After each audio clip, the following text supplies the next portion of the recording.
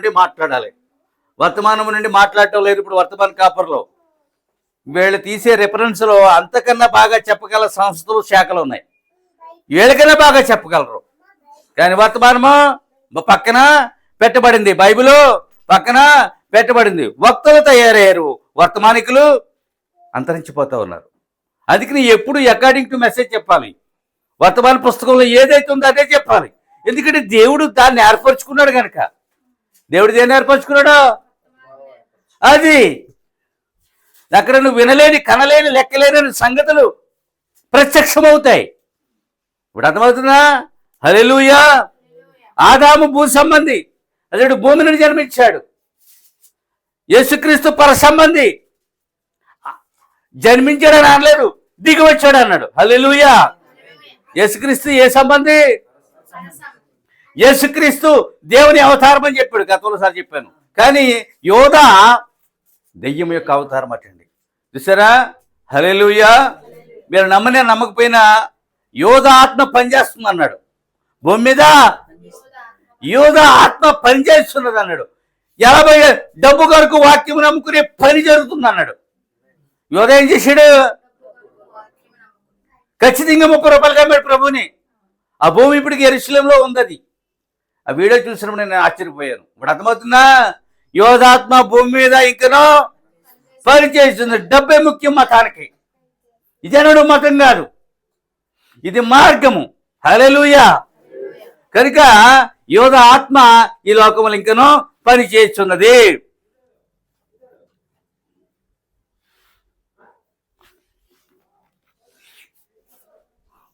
మనం చాలాసార్లు ప్రవక్త ఏమన్నాడంటే షారా నవ్వింది, షారా నవ్వింది.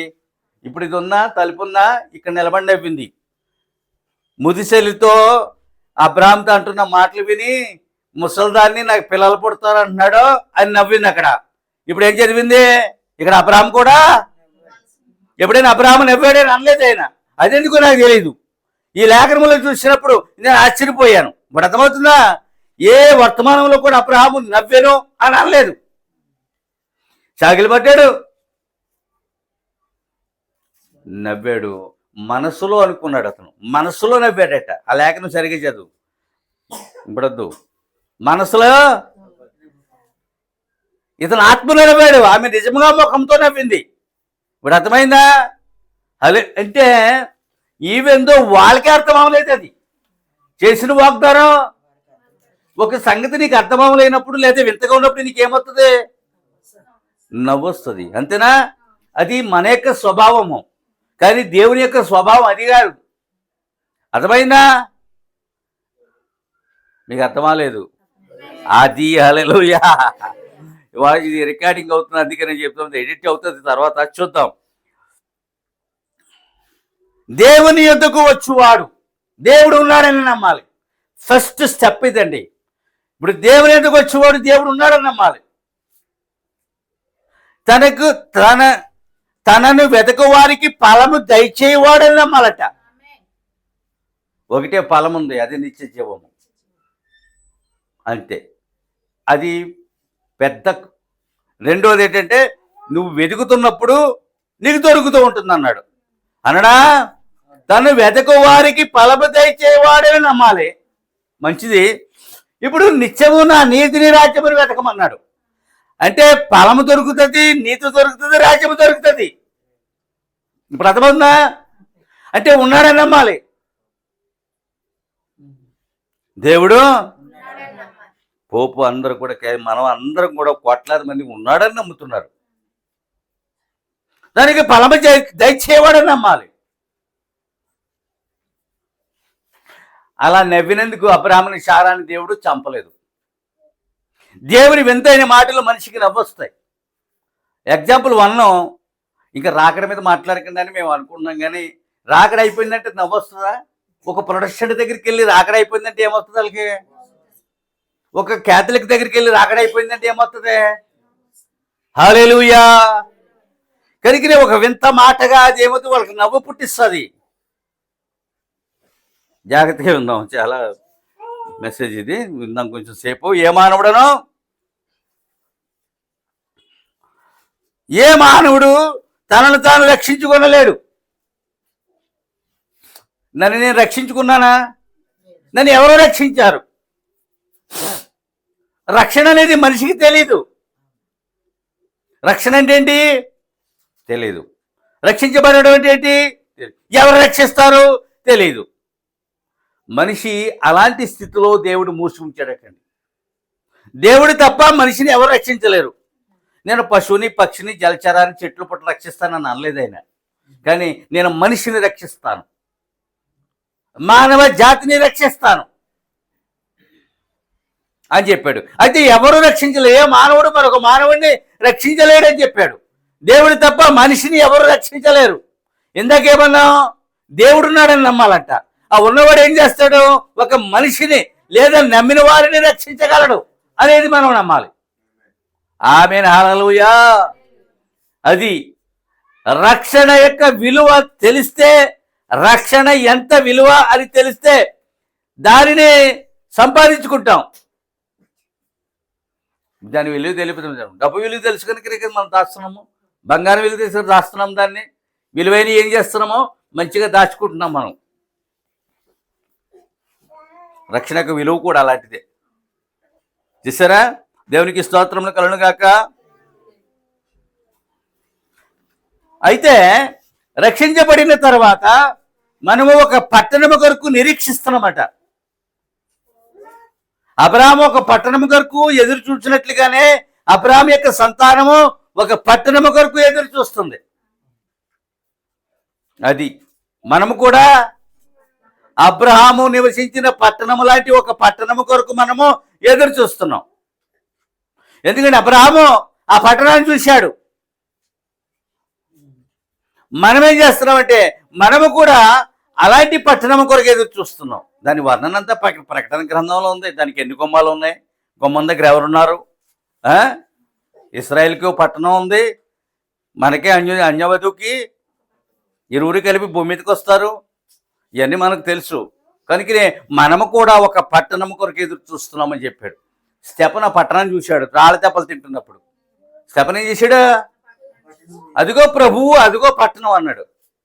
బాగా ఇంకా పళ్ళు కొరికి పాపం కొట్టి చంపిస్తారు. వాళ్ళ ఒడిశెలను రాళ్ళు ఉపయోగిస్తారండి ఇప్పటికీ కూడా ఈ ఆధునిక యుగంలో రాళ్ళు పెట్టి కొడతారండి. ఈ ఆధునిక యుగంలో ఒడిశెలు పెట్టి కొడతారండి వాళ్ళు.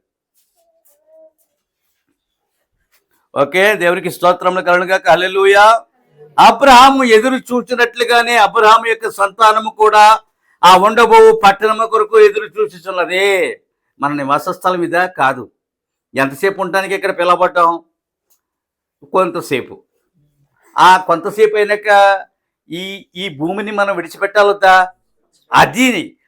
అదే మెయిన్ క్రైటీరియా, అదే మూలం. మన మూలపాఠం యొక్క ఉద్దేశం అదే.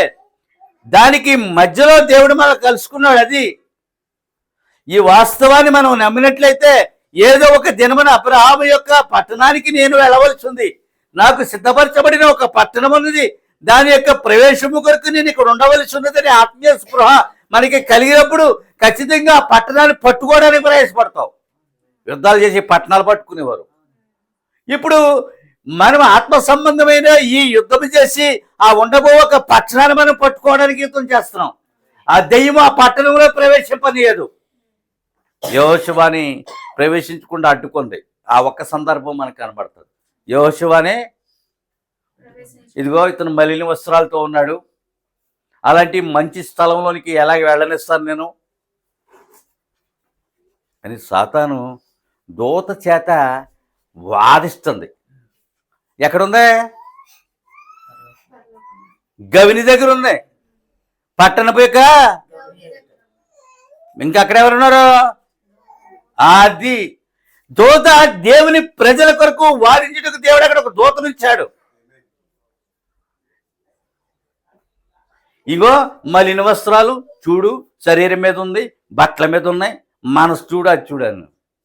దూత వెంటనే ఏం చేసి తెలుసా? మంచి వస్త్రాలు తెచ్చిపెట్టేసి, మీరు నమ్మిన లోదుస్తుల గురించి బైబిల్లో ఉందండి.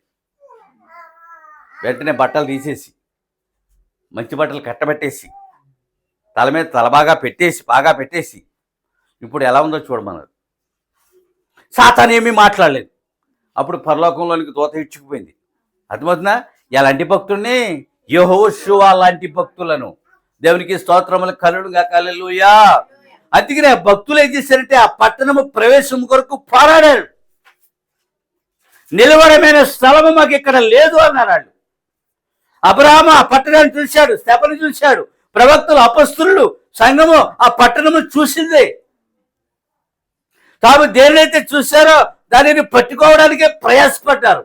ఆ పట్టణము కొరకే వారు తమ ప్రాణములను వదిలేశారు. హల్లెలూయా. ఆయన నిర్మించిన పట్టణం అది. ఎవరు నిర్మించారు? భూమి మీద ఎవరు నిర్మిస్తున్నారు పట్టణాలనే? మనుషులు నిర్మిస్తున్నారు. కూర్చోండి. హల్లెలూయా. కొంచెం సేపు రికార్డింగ్ జరుగుతుంది. మన సంఘం తరపున వెళ్తుంది అది. ఎదురు చూపు లేని ఏడలా ఏమీ పొందలేరు. ఎదురు చూపు లేకపోతే, ఎదురు చూపు మీద వర్తమానం ఉంది, అది ఎప్పుడైనా మనం చెప్పుకుందాం. ఎదురు చూపు లేని ఏడలా ఏమీ పొందలేరు. ప్రభునేశ్వరు రమ్ము. నీ ఆఖరి ప్రార్థనలో ఆఖరి మాట అది. నీ ప్రార్థన అంతట్లో ఆఖరి మాట ఏంటి? ప్రభునేశ్వరు రమ్ము. ఆత్మీయ పెండ్లి కుమార్తె రమ్మని పిలుచుతున్నారు. నువ్వు ఎదురు చూడిందే రాడు. ప్రతి తరం ఎదురు చూస్తున్నావు ఆత్మలో. అవునా? వెళ్ళిన భర్తకైతే రోడ్డు మీదకి వచ్చి మా ఆయన ఎప్పుడు వస్తాడని ఎదురు చూస్తారు. ఇక్కడ ఆత్మలో ఎదురు చూస్తున్నావు. ఆ పరలోకము భర్త యొక్క రాకడ కొరకు ఏం చేస్తున్నావు? ఆత్మలో ఎదురు చూస్తున్నావు. ఆత్మలో రమ్మని చెప్తున్నావు. ప్రభునేషు రమ్ము. ఆత్మయు పెండ్లు కుమార్తె రమ్ము అని చెప్తున్నారటండి. మంచిదండి. ఆ పెండ్లు కుమార్తె మనమే. కనుకనే భూమి పాపభరితమైంది. ఎక్కడో ఒక చోట ఒక పరిశుద్ధ పట్టణము ఖచ్చితంగా ఉంటుంది అన్నాడు. భూమి ఏమైంది? భూమి పాపముతో నిండి ఉంది అన్నాడు. ఎక్కడో ఒక చోట ఒక పరిశుద్ధ పట్టణము ఉంది అన్నాడు. ఆ పరిశుద్ధ పట్టణం భూమి మీద లేదు. ఆ పరిశుద్ధ పట్టణం పరలోకంలో ఉంది. యెరూషలేము ఇప్పుడు ఏమైనా పవిత్రమైందా? సగమేమో మనోళ్ళు ఫిలిస్తీన్ల చేతిలో ఉంది, సగమేమో ఏళ్ళ చేతుల్లో ఉంది. సొలొమోను మందిరం కట్టిన చోటేమో ఆళ్ళ మందిరం ఉంది. వీళ్ళకి అక్కడ మందిరం లేదు. ఇప్పుడు వాళ్ళకి ఏమి లేదు. అవును. అంత పరిశుద్ధమైన దేశం పరిశుద్ధమైనదని చెప్పగలవా? దేవుని రక్తం చిందించబడిన దేశమే. కానీ ఆ రక్తాన్ని వారు స్వీకరించలేని కారణాన్ని బట్టి అది పరిశుద్ధము కాలేదు అన్నాడు. ఆ రక్తాన్ని స్వీకరించారా? అది ఆ రక్తం ఎక్కడ చిందించబడింది? వారి కన్నులు ఎదుట వారి దేశములోనే. కనుక ఆ రక్తము ఇతర ప్రాంతములకు, ఇతర దేశములకు ప్రవహించింది అన్నాడు. ఎక్కడ ప్రవహించిందే? అది ఇతరులు స్వీకరించారు ఆ రక్తాన్ని. ఆ రక్తాన్ని వాళ్ళు స్వీకరించలేదు, వదిలిపోయింది. ఆ రక్తం అటండి, ఆ రక్తం వాళ్ళ చేతుల్లో ఉందటండి. ఆ రక్తం వాళ్ళ చేతుల్లో ఉంటే లోనికి తాగేయాలటండి. అది ఆ రక్తం చేతుల్లో ఉన్నప్పుడు ఏం చేయాలి? ఓకే. ఆ రక్తం ఏం చేయాలండి? లోనికి తాగాలటండి. వాళ్ళు వలకబోసే చేతులు కడుక్కున్నారటండి. చేతుల్లో రక్తం ఏమన్నారు? మా మీద మా పిల్లల మీద ఉండునుగా కన్నారట. అంటే నిరపరాధ రక్తము, నేరము చేత చంపబడిన వారి యొక్క రక్తము మా మీద మా పిల్లల మీద ఉండునుగా కన్నారు వాళ్ళు. సరే, అక్కడ పెట్టండి. స్వదేశంలో చిందింపబడిన రక్తం ఎత్తుకు వారు రాలి, యేసు ఎత్తుకు వారు ఆయన వాక్యం ఎత్తుకు. అందుకే నేను తలుపు ఏం చేశాడు? నేను ఒక కొత్త మంది చదివాను, ఇందులో ఉంటుంది. తలుపు వాడతలుపు పూసింది ఆయనే, వాడతలుపు తెరిచింది ఆయనే. మనకి తలుపు తెరిచింది, వారికి తలుపు తెరవబోతాడు ఒక దినము ఆయనే. మూసింది ఆయనే, తెరిచింది ఆయనే. ఇక్కడ తెరిచింది ఆయనే, మూయిపోయింది ఆయనే. హల్లెలూయా. కనుక ఇప్పుడు తలుపు మూయబడింది అనమాట. అందుకని యేసుని చూడలేరు, యేసుని నమ్మలేరు. పాపక్షమాపణ ఇంకనో పశువు యొక్క రక్తంలో ఉందనుకుంటున్నారట. పాపక్షమాపణ ఇంకనో. అందుకని అనుదిన బలి అర్పించి కాలం సమీపమైంది. ఇప్పుడు మళ్ళీ ఏం చేస్తారు? అనుదిన బలికి వస్తారు. అనుదిన బలికి ఏం చేస్తారు? ముందు ఎర్రని పైతే ప్రారంభించినప్పుడు మళ్ళా బలులు అర్పిస్తారు. చూసారా? పశువు యొక్క రక్తంలో ఉందనుకుంటున్నారు వాళ్ళు.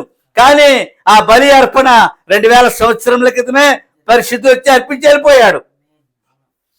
ఇప్పుడు అర్థమవుతుందా? అప్పుడు మన అనుదిన బలులు ముగిసిపోతాయి అన్నాడు.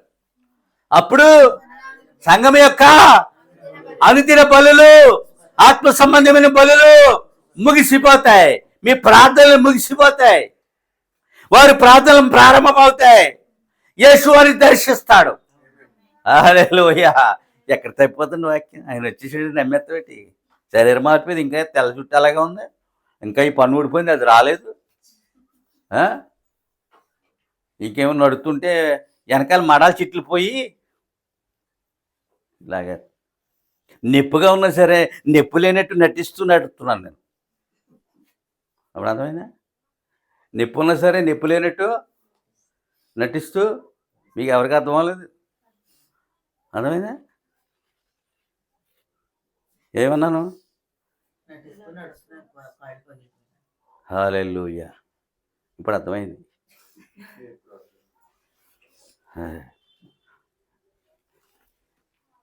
ఇప్పుడు ఎక్కడి దాకా వచ్చాక నేను చెప్పండి. అది మన బలులు ఆగిపోతాయి, వారి ప్రారంభం అవుతాయి. ఇప్పుడు ఆయన వెళ్ళి ఆ యొక్క బలిలో ఆపుతాడు, తన బలి గురించి బోధిస్తాడు. అక్కడ ఎవరి ద్వారా? మోషే ఏలియాల ద్వారా ఇప్పుడు తన బలి గురించి బోధిస్తాడు. అప్పుడు వారు నమ్మతీరుతారటండి. అప్పుడు ఎందుకంటే ఏర్పరచబడిన సంఖ్య 1,44,000 వారికి ఉన్నది. మన వర్తమాన పేరేంటి? యెహోవా యీరే. యెహోవా యీరే అనగా అర్థం ఏంటి? దేవుడే. ఆ కుర్రోడు అడుగుతున్నాడు 15 ఏళ్ళ వయసులో ఎన్నోసార్లు. యోబు గ్రంథం మీద సంవత్సరం మాట్లాడాడు ప్రవక్త. ఆయన కాక మాట్లాడు. మనం అయితే 4-5 వర్తమానములతో అయిపోయింది, వెళ్ళిపోదాం అంటాం. కానీ ఎంతసేపు మాట్లాడాడు? ఆ అబ్బాయి ఏమడుగుతున్నాడు? బలికి గొర్రెపిల్ల లేదని అడుగుతున్నాడు. బలికి అప్పుడు పలికాడు ఈ మాట, దేవుడే చూసుకుని అన్నాడు, యెహోవా యీరే అన్నాడు. ఆ మాటకి అర్థం కింద పుట్టినట్లో ఉంది, దేవుడే చూసుకొనును.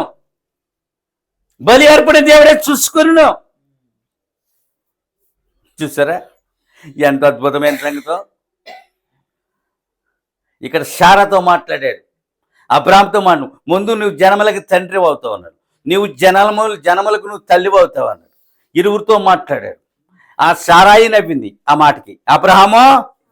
అబ్రహాము నవ్వినట్లుగా ఎక్కడా ప్రవక్త చెప్పలేదు, కానీ ఈ సందర్భంలో మనం కొంచెం దాన్ని చెప్పుకుంటున్నాం. అర్థమైందా? వాక్యాలు చదివినప్పుడు ఏమైంది? నవ్వినట్టుగా చదివావా? ఆ వింత మాట అతనికి కూడా ఏమైంది? వినోదమైంది. ఆ వింత మాట అబ్రహాముకి ఏమైంది? వినోదముగా ఉంది. ఆయనను అతడు నమ్మాడు. కానీ అయినను అతడు ఏం చేశాడు? నమ్మాడు. ఖచ్చితంగా నమ్మాడు. దేవునికి స్తోత్రములు కలుగునుగాక. హల్లెలూయా. కరికినే ఆదామమ్మలతో ఆయన తన సత్యస్వరంతో మాట్లాడాడట. తన స్వరం ఎలాంటిది? సత్యమైనది. సత్యస్వరంతో మాట్లాడాడు. అంటే నాలాగా వినపడేదండి. ఆయన మాట్లాడితే ఒకసారి ఆయన స్వరం విన్నాను, చాలా వండర్ఫుల్గా ఉంటుందండి. 30 ఏళ్ళు అయిపోతుంది, ఇప్పుడు కాదు అది. అలాగే సత్యస్వరంతో ఆదామవ్వలతో మాట్లాడేవాడట ప్రతిదినము. ఒక దినం కాదు, ప్రతిదినం ఏం చేసేవాడు? తన సత్యస్వరముతో ఆయన ఆదామవ్వలతో మాట్లాడాడు. ఇవాళ ప్రవక్త ఇక్కడ ఏం పెద్దగా ఏం చెప్పలేదు, కానీ అదే సత్యస్వరముతో దేవుడు తన సంఘంతో మాట్లాడుతున్నాడు. అంతే. వారితో మాట్లాడినట్లుగానే 2000 సంవత్సరములుగా తన సంఘముతో, తన వధువుతో మాట్లాడుతూ ఉన్నాడు. ఇంకనూ భూమి మీద మిగిలి ఉన్న తన వధువుతో ఇంకనూ మాట్లాడుతున్నాడు. రాకడ వరకు కూడా అదే సత్య స్వరముతో మాట్లాడుతూ ఉన్నాడు. చాలా వర్తమానాలు ఆయన స్వరము వినిడి, అంచె దినములందు దేవుని స్వరము అని వర్తమానాలు ఉన్నాయి. కానీ ఇక్కడ ఏమంటున్నాడంటే అదే సత్య స్వరముతో ఇంకనూ ఆయన సంఘముతో మాట్లాడుతూ ఉన్నాడు. ఇంకనూ తన భార్యతో ఆయన లావాదేవీ జరుపుతూ ఉన్నాడు. ప్రేమలేఖ అన్నాడు, చాలాసార్లు చెప్పి చదువుకో, నేను వచ్చేస్తాను. ఇంకో ఉపలేఖ ఇచ్చాడు, అది వర్తమానం. 2 చదువుకో. పాత నిబంధన చదువుకో, కొత్త నిబంధన వర్తమానము, అనుదిన బలులు ముగించుకో. నేను వచ్చిన తర్వాత ముగిసిపోతాయి. నేను వచ్చే వరకు అనుదిన బలులు నువ్వు అర్పిస్తూ ఉండు. ఇప్పుడు అర్థమవుతుందా? హల్లెలూయా. కనుక సత్యస్వరంతో ఏం చేశాడైనా?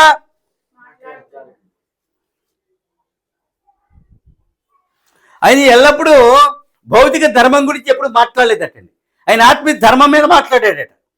భౌతిక ధర్మం ఏంటి? తిను, తాగు, మంచిగా మత్తొస్తే నిద్రపో, మంచి బట్టలు కట్టుకో, మంచి గుర్రాన్ని, అరేబియా జాతి గుర్రాన్ని కొనుక్కో, వేగముగా వెళ్ళు అని ఎన్నడూ భౌతిక ధర్మం గురించి ఆయన ఎన్నడూ మాట్లాడారు. కానీ ఆత్మీయ ధర్మం గురించి మాట్లాడారటండి. భౌతిక ధర్మం మీద ఎప్పుడు నన్ను వెంబడించి నీకు ఇది కలుగుతుందని ఎన్నడూ అనలేదటండి. నన్ను వెంబడించు. కానీ ఆయన ఎప్పుడు పైకి చూపించేవారటండి. పైకి చూడమని చెప్పేవారట. పైన సూర్యుడు, చంద్రుడు, నక్షత్రాలు, ఆకాశం ఉంది, పైకి చూపించమన్నాడేటి, పైకి ఎలాగెళ్తాను అని అనుకునేవారు. అర్థమవుతుందా? కానీ ఎన్నడూ పైకి చూపించేవాడు. సాతానుడు ఎన్నడూ ఈ లోకమును చూపిస్తాడట. ఈ లోకమును చూపించిన తర్వాత చూసిన వారు ఎక్కడికి వెళ్తారో తనకి తెలుసు కనుక పాతాళమును చూపించాడట. హల్లెలూయా! మీకు అర్థమైందా? పైన ఏమీ కనిపించట్లేదు. పైన ఏమీ లోకమంతా మనిషికి ఏం చూపిస్తున్నాడు? లోకముని చూపించి లోకము చేత ఆకర్షింప చేసి లోకము కొరకు ఒక మనిషిని మరణింప చేసిన తర్వాత పాతాళమునికి వెళతాడనే సంగతి సాతానికి బాగా తెలుసు. కనుక పాతాళం ఉంది అని చెప్పడం, దేవుడు మాత్రమే పాతాళం ఉందని చెప్పాడట. దేవుడు మాత్రమే పరలోకం ఉందని చెప్పాడట. ఈ లోకము గురించి ఏమీ చెప్పలేదు ఆయన. అంటే దీనిని నువ్వు సంపాదించుకొని అన్నాడు, చెప్పలేదు. ఆదాముతో ఈ లోకముని ఏలమన్నాడు. నీ పెత్తనం అంతా నీదే. ప్రతి తిమింగలో నీకు లోపడుతుంది. సముద్రంలో అంతా, ఆకాశ పక్షులు, క్రూర మృగములు, ఇంటి పశువులు, ఎవ్రీథింగ్ నీకు లోపడు. చూడండి, మీరు చూసుకోండి. మనిషి చూడండి, సర్కస్లో సింహాన్ని ఒక పిల్లలాగా ఆడిస్తాడు అంటాడు, తప్పరు వచ్చేస్తుంది అది అంటాడు, వెళ్ళిపోతుంది. కారణం ఏంటి? హల్లెలూయా! ఇప్పుడు జ్యోతిష్యం ఉందా? రామచలకి ఏం చెప్తాడు? ట్రైనింగ్ ఇస్తాడా లేదా? అలాంటి వాడు అలాంటిది అయితే రోజుకి ఎంత డబ్బు తెస్తాను తెలుసా? ఇన్ని తీస్తుందండి. ట్రైనింగ్ ఇస్తాడు దానికి. ఒక 5 తీసిన తర్వాత అంటాడు. అలా అంటూ నువ్వు చూడవు. అది చూస్తుంది. అది ఆగిపోయి లోపలికి వెళ్ళిపోతుంది. ఆఖరిగా తెచ్చేసిన దాన్ని తెచ్చి నీ జాతకం చెప్తానంటాడు. ఇప్పుడు అర్థమైందా? హల్లెలూయా! మీకేమైనా అర్థమైందా? అంటే ప్రతిదీ కూడా మానవునికి ఏమవుతుంది? లోబడుతున్నది. హల్లెలూయా! లోబడింది ఏది లేదు. అంటే ఆదాముకి ఇదంతా నువ్వు దీని మీద ప్రతి దాని మీద నీకు అధికారం ఉంది. అన్నీ నీకు లోబడతాయి. వాటి పేర్లు పెట్టుకో. ఈ లోకాన్ని వేలుకో. మొత్తం అమ్మేసాడటండి. ఆదాం ఏం చేయడు తెలుసా? మొత్తం అమ్మేసాడటండి. మొత్తం నిత్య జీవాన్ని తనఖా పెట్టేశాడు అతను. మొత్తం అంతా సాతాను వశం చేసేసాడు. అయిపోయింది. మనం చెప్పిన చక్కని వర్తమానం అది. ఆయన వచ్చి అరుస్తున్నాడు, మీరు ఎక్కడ ఉన్నారని. సరే, ఇప్పుడు అది తీసుకొని నేను దేవునికి స్తోత్రములు కలుగును గాక. హల్లెలూయా!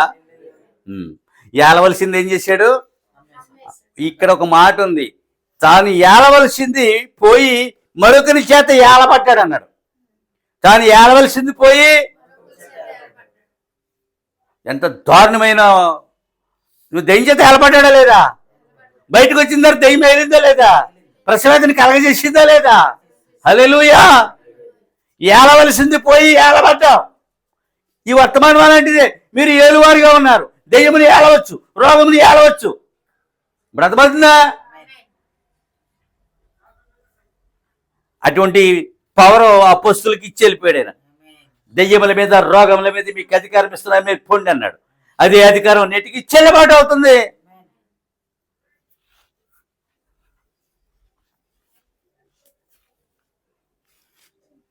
దేవునికి స్తోత్రం కలుగును గాక. హల్లెలూయా! కనుక మరియు యూదులతోటి అప్పటికే ఇవ్వబడిన ధర్మశాస్త్రంతో మాట్లాడాడంట. అప్పటికే వారు ఇప్పటికీ ధర్మశాస్త్రం అన్నారటండి. తోరా అంటారటండి. తోరా వారి ఇంట్లో, ప్రతి ఇంట్లో ఏముంటుంది? తోరా ఉంటుంది. డబ్బుని దాచినట్టు దాచుకుంటారటండి బీరువాళ్ళు. ఇప్పుడు అప్పటికే వారికి ఆయనకి ముందే ఇవ్వబడిన ధర్మశాస్త్రంతో మాట్లాడేవాడట. ఆయన రాకడ ముందుకే ఇవ్వబడింది కదా, అర్థమైందా? మరి మనతో దేంతో మాట్లాడుతున్నాడు? మనకి ఏ గ్రంథం ఇవ్వబడలేదు, తానే గ్రంథమై ఉన్నాడు. హల్లెలూయా. ఆ 4 సువార్తలు ఏంటంటే తన జీవిత సత్యాలన్నీ వాళ్ళు ఏం చేశారు? పురోధి చేసి రాశారు. అర్థమైందా? ఆ సువార్తలు తర్వాత పత్రికలు పరిశుద్ధాత్మ చేత రాయించాడు ఆయన. పత్రికలు రాశారు కదా. తనకు ముందు ఇవ్వబడిన గ్రంథం అది, తన తర్వాత ఇవ్వబడిన గ్రంథం కొత్త నిబంధన. 2 గ్రంథముల మనతో మాట్లాడుతున్నాడు. 2 గ్రంథములకు జన్మించినదే వర్తమానం.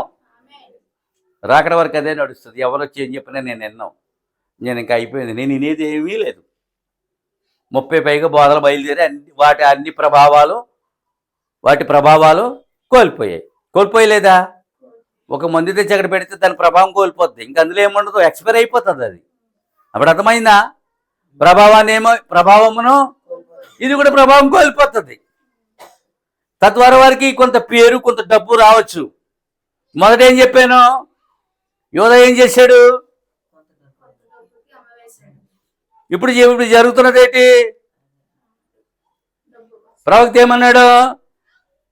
డబ్బు కొరకు వాక్యాన్ని నమ్ముకుంటారు. సంస్థల శాఖలు ఏం చేసి డబ్బు కొరకే కదా. ఆమేన్, హల్లెలూయా. జాగ్రత్తగా వినండి. ఇప్పుడు చెప్తాను నేను. దేవునికి స్తోత్రం కలుగును గాక. ఇప్పుడు మనకంటేనే ఈ దేశము మనకి కొన్ని హక్కులు ఇస్తుంది అన్నాడు. ఈ దేశం మనకి ఏం చేస్తుంది?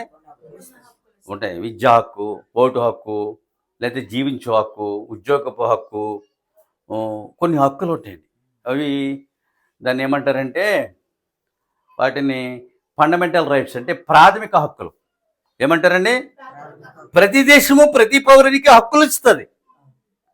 నీ హక్కుకు భంగం కలిగితే నువ్వు కోర్టుకు వెళ్ళచ్చు. బట్ అర్థమైందా? వాక్ స్వాతంత్రపు హక్కు, ఇలాంటి హక్కులు 7-8 ఉంటే మనకి ఇవ్వబడ్డాయి. వాటికి భంగం కలిగితే నువ్వేం చేయాలి? కోర్టుకు వెళ్ళి వెళ్ళొచ్చు. కానీ ఇక్కడ దేవుడు ఏంటంటే మనకు హక్కు ఇచ్చాడంట. అది ఆ హక్కు ఏంటంటే నిత్య జీవము అనే హక్కు ఇచ్చాడటండి. నిత్య జీవము అది నీ జన్మ హక్కు.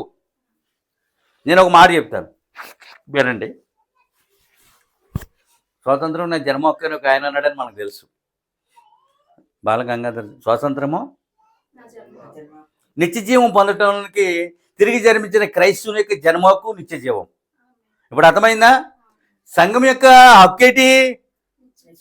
ఆ జీవాన్ని ఎవరికి తాకా పెట్టాడు? సాతానికి. హక్కుపత్రం తెచ్చాడా లేదా? హక్కుపత్రం 7 ముద్రలు అయి ఉన్నది. అంటే మనం విమోచించబడ్డాం. అంటే లోకము నుండి దేవుడి మనం ఏమయ్యాం? విమోచించబడ్డాం. నీ నిజమైన హక్కు ఏంటి? ఒక్కటే. ఇప్పుడు దేశం ఇచ్చిన హక్కులు 6-7 ఉండొచ్చు, కానీ నీ నిజమైన హక్కు అది ఎవరిచ్చారు? దేవుడి దాన్ని విడిపించి ఇచ్చాడు నీకు. ఆ విడిపించడానికి ఏమైనా మరణించాడు. హల్లెలూయా. ఎక్కడికి వెళ్ళదు వర్తమానం. అదే అలా ఉంటుంది. మానవ జ్ఞానం అనుకోండి. ఇప్పుడు వర్తమానికులు కూడా చెప్పలేని స్థితి వచ్చేస్తుంది. మీకు ఒక ఎగ్జాంపుల్ చెప్తాను. నాకు గొప్పతనం కాదు, కానీ బైబిల్ని కానీ వర్తమానం కానీ చదవకపోతే ఏమీ అర్థమవుతుంది. మా పిల్లలు వచ్చినప్పుడు నేను చదువుతూనో ప్రార్థిస్తూనే ఉంటాను. ఎప్పుడు మిమ్మల్ని భోజనానికి రమ్మంటుందంటారు. ఎప్పుడు మీరు చేయవలసిన పని మీరు ఇంకనూ గ్రహించాలి, ఇంకనూ నేర్చుకోవాలి, ఇంకనూ తెలుసుకోవాలనే ఒక ఆత్మీయ స్పృహ కనుక మీలో ఉన్నట్లయితే మీరు తప్పగా చదవాలి, బైబిల్ చదవాలి. ఈ మాట ఇక్కడ ఉందనే తెలీదు, అబ్రహాము వినట్లుగా ఉందనే. హల్లెలూయా. ఆ రిఫరెన్స్ లో చూసినప్పుడు ఏమైంది? నవ్వినట్టుంది అక్కడ. ఇప్పుడు ఇంతవరకు ఏ కాపరి నోటప్పుడు నేను వినలేదు. సారథి కూడా అబ్రహాము కూడా నవ్వాడు. దీని మీద మన కామెంట్లు వస్తాయి. మీరు ఆ విషయాన్ని మాకు స్పష్టపరిచారని. అప్పుడు అర్థమవుతుందా? ఏమైనా హల్లెలూయా. ఆ విషయాన్ని ఇంతవరకు సారా మాత్రమే నవ్వుందనుకున్నామండి. అబ్రహాం కూడా నవ్వాడా? వింతైన మాటకి ఎలాంటి మనిషికైనా నవ్వొస్తుంది. ఎంతటి నియంతలకైనా నియంతలు నవ్వుకుంటారు. తెలుసా మీకు సంగతే?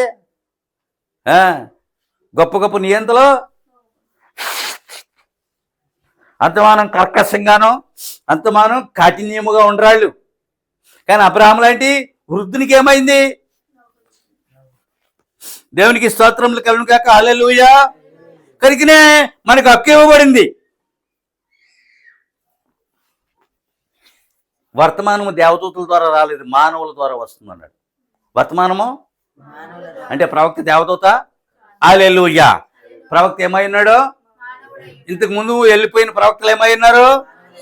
దేవదూతల ద్వారా వర్తమానము, కానీ మానవుల ద్వారా వచ్చింది. ఇప్పుడు అర్థమైందండి. వర్తమానం ఎవరి ద్వారా వచ్చింది? మానవుల ద్వారా మానవులకు వచ్చింది. కానీ నేను వెనక ఉన్న ఉద్దేశం ఎవరు? దేవునిది. దేవుడు మానవుడి ద్వారా. పత్రికలు ఎవరి? మానవులే కావా? సువార్తలు ఎవరి? మానవులే కావా? ప్రకటన గ్రంథం యోహాను రాసిన మానవుడు కాదా? వర్తమానం ఎవరి ద్వారా వస్తుంది? మానవుని ద్వారా కాదా? హల్లెలూయా. ఎన్నడూ ఎక్కడ తప్పిపోదండి. అదే వర్తమానం యొక్క శక్తి. ఇక వర్తమానం చదవలసిన పని లేదటండి, వినవలసిన పని, ప్రభురాత్రి భోజనం చేయవలసిన పని, పాదశుద్ధి చేసుకోవాల్సిన పని, దశభాగాలు కానుకలు ఇవ్వాల్సిన పని, సాతాను తరిమి పట్టుకునుట. హల్లెలూయా. 4వ నాడు నైట్ ఊరికనే మాట్లాడేస్తాడా? ఒక్క ఇంటికి నల్లగా లేదండి, మొత్తం తెల్లబడిపోయిందండి ఈ భక్తుల జీవితం. మనుషులు పండిపోతారు, తల పండిపోతుంది అంటారు చూడండి. అందువల్ల ఇప్పుడు ఏమన్నానండి? అది ఇప్పుడు ఒక విషయం చెప్తా. దేవుడే మానవుని దగ్గరికి వచ్చాడు. అది అబ్రహాము. దేవుడు ఎక్కడికి వచ్చాడు? తన దూతలతో పాటు వచ్చాడు. ఆయన ఎక్కడికి వచ్చాడు? దేవుడు అబ్రహాముకి ఏం వాగ్దానం చేస్తున్నాడు? వాగ్దాన కుమారుని వాగ్దానం చేస్తున్నాడు. దేవుడు వాగ్దానం చేస్తే తప్ప పుట్టడం వృద్ధాప్యంలో అది సహజాతీతమైందండి. అది మామూలు విషయం కాదు. అది వాళ్ళేమో నిండు వృద్ధులు. ముసలోళ్ళు అయిపోయిన తర్వాత భార్య భర్తలను ఎలా ఉంటారని తెలుసండి? వారు అన్న చెల్లిలాగా అయిపోతారటండి. తెలుసా? ఒకరిని పట్టుకుని ఒకరు నడుస్తారటండి వృద్ధాప్యంలో. తెలుసా? భార్య భర్తలాగా ఉండరు. కానీ ఆయన ఏం చేశాడు? శరీర ధర్మమ్మని మార్చాడు. శరీర ధర్మం ఏం చేశాడు? అంటే సృష్టికర్త ఆ మాత్రం చేయలేడా? యవనస్తులను వృద్ధులుగా మార్చలేడా? వృద్ధులు యవనస్తులుగా చేయలేడా? హల్లెలూయా. లాజరు 4 రోజులు కుళ్ళిపోయిన వాడిని బయటకు తెచ్చాడునేనా? పాత నిబంధన పరిస్థితులు వాళ్ళు మొత్తం బోన్స్ కూడా మట్టి అయిపోయాయి. అలాంటి వాళ్ళు సమాధులు తెచ్చుకుని బయటకు వచ్చేసారు. ఇది మీరు మాత్రమే నమ్మదగిన మాటలు ఇవి. మరొకడు మన చుట్టూ ఉన్న వాళ్ళు నమ్మదగని అది. హల్లెలూయా. అందువలన ఆయన ఏం చేశాడు సరే? ఎంత అద్భుత కార్యం చేశాడో! వృద్ధాప్యమును ఏం చేశాడు? యవ్వనస్తులుగా మార్చుకొచ్చేసాడు. మేము ఎప్పుడు యవ్వనస్తులు అవుతాము? మేము ఎప్పుడు బిడ్డను కంటాము? ఈ ముసలితనంలో మాకు గర్భాలేటి? ఒక ఆలోచన. అదే యవ్వనంతో మరలా ఉపపత్నులకి పిల్లలకి కన్నాడంట మన ప్రవక్త అన్నాడు. అదే యవ్వన బలంతో ఉపపత్నులకి ఏం చేశాడు? హల్లెలూయా. మీకు అర్థమైందా? ఉపపత్నులకు మరలా పిల్లలకి కన్నాడు. అదే యవ్వన బలముతో. ఆ ఉపపత్నులు ఎవరు? యవ్వనస్తులు. అబ్రహాము ఎవడు? యవ్వనస్తుడు. శారా ఎవరు? యవ్వనస్తురాలు. మీకు అర్థమవుతుందా? హల్లెలూయా. ఇది దీనికోసం ఎక్కువ ప్రయాసపడుతున్నాను, మీకోసం కూడా. మీరు అర్థం చేసుకోండి. మళ్ళీ పిల్లలకి అనలేదా? వాళ్ళందరూ ఆస్తిమ్మని అడిగారు, కానీ బహుమానాలు ఇచ్చి పంపించాడు. వాళ్ళందరూ ఏమన్నారు? వారసత్వ ఆస్తి ఇస్సాకు తప్ప ఉపపత్నుల యొక్క పిల్లలు కానీ ఇస్మాయిల్ కానీ అబ్రహాము ఇవ్వలేదు. ఎలియాజరుకి అంతకన్నా ఇవ్వలేదు. ఎలియాజరు కేవలం జీతగాడే. ఇప్పుడు అర్థమవుతుందా? ఎలియాజరు వీళ్ళు కేవలం బహుమానాల కొరకే. హల్లెలూయా. కానీ వారసత్వ ఆస్తి ఎవరికి ఇచ్చాడు? ఇస్సాకు ఇచ్చాడు. ఇస్సాకు నుండి యాకోబుకి, యాకోబు నుండి రాజులు. అంటే వారెవరు? గోత్రకర్తలు అన్నాం. ఇప్పుడు అర్థమవుతుందా? అలా మొత్తం దేశమంతా పంచుకున్నారు. దేశాన్ని, కానాని దేశమంతా పంచుకున్నారు. కొంచెం వినండి, ఇది మిమ్మల్ని ఏమి ఇబ్బంది పెట్టదు. కనుకనే దేవుడు చేసిన వాగ్దానము దేవుడు చేసిన ఆ వాగ్దానము ఆ వృద్ధ శరీరముల ద్వారా నెరవేరవాలని అన్నాడు. ఆ వృద్ధ శరీరంలో ఏం చేశాడు? యవ్వన శరీరములుగా మార్చాడు. ఏంటి? మృతతుల్యమైపోయిన వాటి నుండి జీవం ఇక రాదు అన్నాడు. మృతతుల్యమైపోయిన వాటి నుండి జీవమో రాదు. జీవము ఎప్పుడు ఉంటుంది? వారి యవ్వన దశలో ఉంటుంది. అప్పుడు మాత్రమే వాళ్ళ నుంచి జీవము రాగలదు. అతడు ఆ వాగ్దానం నమ్మాడు. వారి ఇరువురు కూడా దేవునికి అసాధ్యమైంది లేదు అనే ఒక స్పృహ, అది ఇప్పటికీ ఆయనకి అసాధ్యమైంది లేదు, దానిని మనం నమ్మి తీరాలి. దేనినైతే వాగ్దానం చేశాడో దానిని స్వతంత్రించుకోవడానికి నీకు ఒక నమ్మకం నీలో ఏర్పడాలి. ఇంతటి ఆధ్యాత్మికమైనటువంటి బోధకు వస్తాను అని ఎన్నడూ అనుకోలేదు. ఇలాంటి ఒక గ్రంథాన్ని తీసుకుంటాను, బోధిస్తానని చెప్పి నేను ఎన్నడూ. కానీ ఆయనకి అసాధ్యమైంది ఏముంది? రౌడీని తీసుకొచ్చి తన సేవకుని చేస్తాడు, అంతకని తీసుకొచ్చి చేస్తాడు, తాగుపోతే తిరిగిపోతే తీసుకొచ్చి సేవకుని మార్చుకుంటాడు. ఆయన తనకు అసాధ్యమైంది ఏమైనా ఉందా? వృద్ధులు యవనస్తులుగా మారుస్తాడు, సమాధిలో జనాన్ని తీసుకొస్తాడు బయటికి. దాన్ని కోరుకున్నది ఏమైనా చేయగలడు, సర్వశక్తుడు.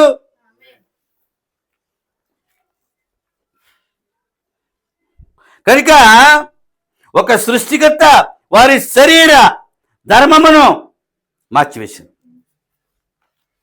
ఏమని? సృష్టికర్త శరీర ధర్మాన్ని ఏం చేశాడు? మార్చివేసి సృష్టికర్త, ద క్రియేటర్, ఆయన సృష్టికర్త వారి శరీర ధర్మమును మార్చివేశాడు. అందుకనే చాలామంది అబ్రహాము తర్వాత ఇస్సాకు తర్వాత ఎవరైనా ఉపపత్నులకి పిల్లలు పుట్టారు. అదే యవన బలముతో తిరిగి మళ్ళీ వృద్ధులయ్యారు. వృద్ధులై మళ్ళీ తిరిగి మరణించారు. మీకు అర్థమవుతుందా? ఏమైనా? హల్లెలూయా. మరణించగలేరు. వాళ్ళు చనిపోయారు, వాళ్ళు పాతి పెట్టబడ్డారు, వాళ్ళు కణాల్లోనే చనిపోయారు, కణాల్లోనే పునరుద్ధానాలు అయ్యారు, కణాను నుండే పరలోకమునికి ఆరోహణం అయ్యారు. హల్లెలూయా. కనుకనే ప్రియులారా, ఆ దేశమును పొందుటకు ఆ దేశమును విడిచిపెట్టిరి. అబ్రహాము ఏం చేశాడంటే కనాను దేశాన్ని పొందడానికి తాము ముందున్న దేశాన్ని విడిచిపెట్టారట. విడిచిపెట్టాడు అబ్రహాము. ఇశ్రాయేలు ఐగుప్తుని విడిచిపెట్టారు లేదా? కనాను దేశాన్ని పొందాలంటే ముందు ఐగుప్తుని విడిచిపెట్టారు. పరలోకమును పొందాలంటే భూలోకమును విడిచిపెట్టాలి. ఆ దేశమును పొందాలంటే ఈ దేశమును విడిచిపెట్టాలన్నాడు. యూదులు అదే చేశారు, అబ్రహాము అదే చేశాడు.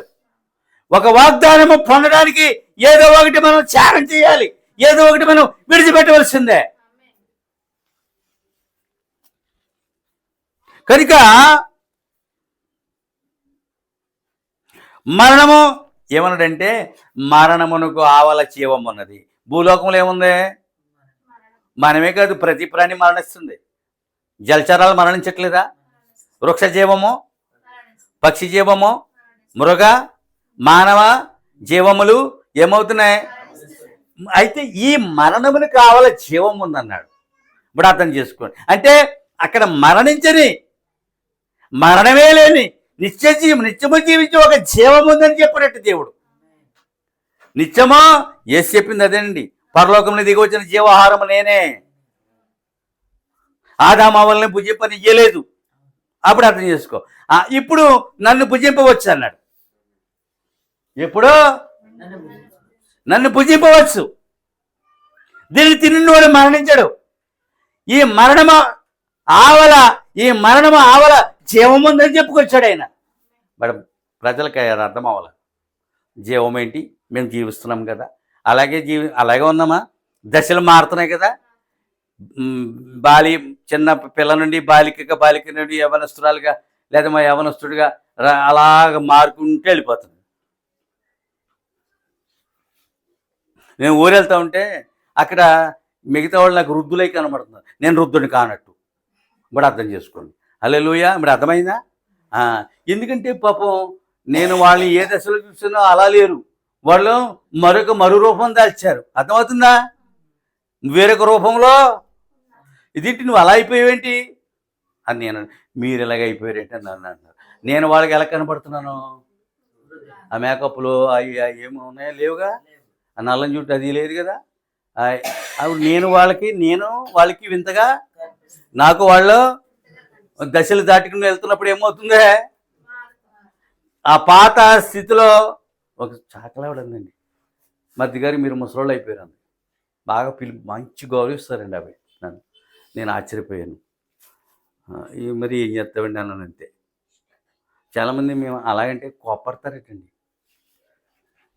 50 దాటితే రుద్ర అన్నాడు, 62 వచ్చినాడు ఆవిడైతే. హల్లెలూయా. కోపం ఎందుకండి అది?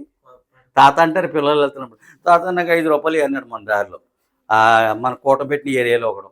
తాత పిచ్చుకలు నాకు 5 రూపాయలు ఉన్నాను, తాత అని పిలుస్తున్నాం, ఎంత ఆనందంగా ఉందిరా.